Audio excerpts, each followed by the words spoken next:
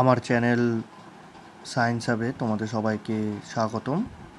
আমি আজকে যে টপিকটা নিয়ে আলোচনা করব তা হচ্ছে ক্লাস 9-এর মূল কনসেপ্ট বা মূলের ধারণা। প্রথমেই বলে রাখি, মূল কথাটা কোথা থেকে এসছে। মূল কথাটা এসছে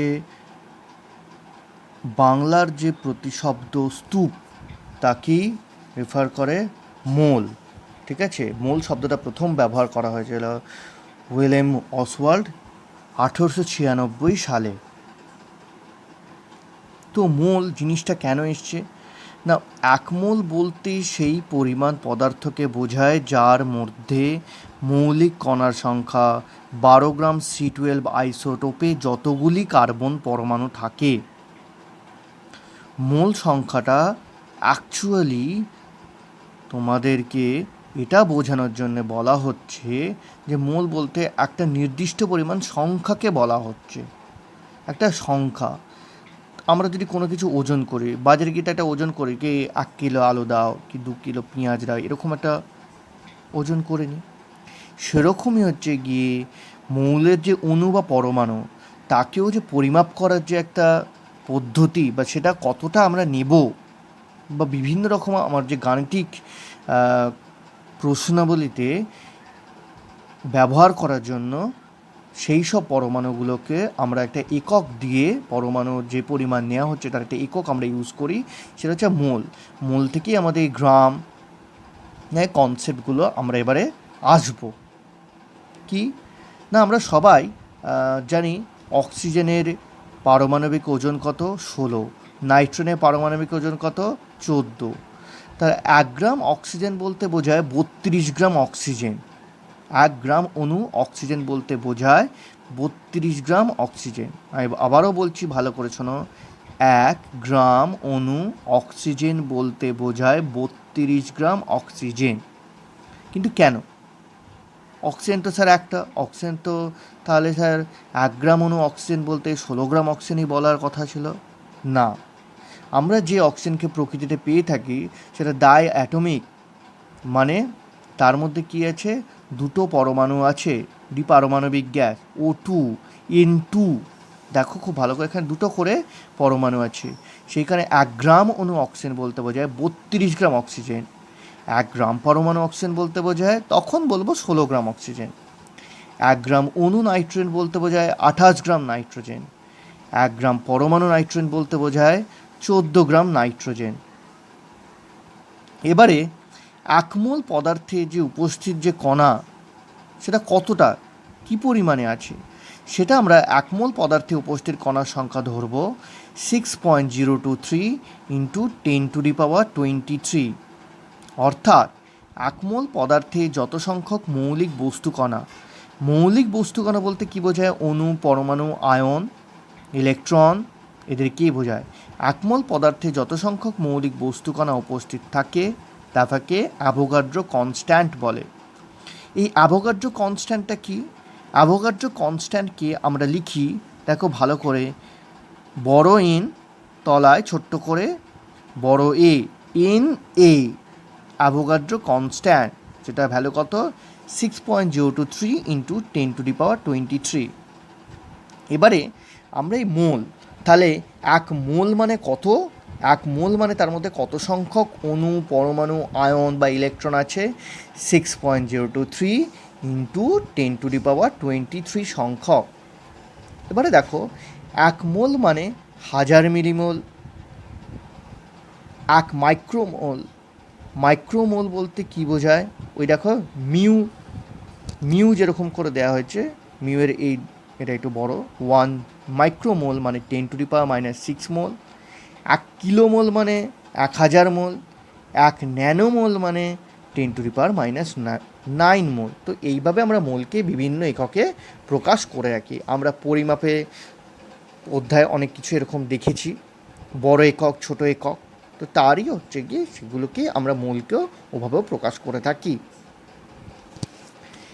এর পরবর্তীকালে যে বিষয়টা নিয়ে আমি আলোচনা করব সেটা হচ্ছে পারমাণবিক ভর একক এবং অ্যাভোগাড্রো ধ্রুবক, মানে atomic mass unit and Avogadro constant. কি বলছে, 1 মোল কার্বন C12 পরমাণু এক মোল কার্বন বলতে এক মোল C12 পরমাণু, মানে তার মধ্যে কত সংখ্যক পরমাণু আছে? Na সংখ্যক C12 পরমাণু। Na বলতে কত আমরা আগেই জেনেছি, Na বলতে অ্যাভোগাড্রো কনস্ট্যান্ট বা অ্যাভোগাড্রো সংখ্যা, সেটার সংখ্যা হচ্ছে 6.023 ইন্টু 10⁻23। তাহলে এক মোল C12 কার্বন পরমাণুতে কত সংখ্যক কার্বন পরমাণু আছে? না 6.023 ইন্টু 10⁻23 সংখ্যক। তার ভর কত? তার ভর হচ্ছে 12 গ্রাম। তাহলে একটা কার্বন C12 পরমাণু ভর কত? 12/6.023 ইন্টু 10⁻23। ঠিক আছে, এইবারে আমরা যে অ্যাটমিক মাস ইউনিটকে আমরা কি বলি? অ্যাটমিক মাস ইউনিটকে আমরা প্রকাশ করি 1U দিয়ে। 1U, ভালো করে দেখো, 1U ইউনিফাইড মাস, অ্যাটমিক মাস ইউনিট। 1U মানে কত? 1U মানে 1/12 ইন্টু C12 পরমাণুর ভর। 1/12 ইন্টু একটা C12 পরমাণু ভর। এই 1 বলতে একটা C12 পরমাণু। একটা C12 পরমাণু ভর কত? 12/6.023 ইন্টু 10⁻23। 12 কেটে যাবে, কত ভ্যালু আসছে? 1.6603 ইন্টু 10⁻24 গ্রাম।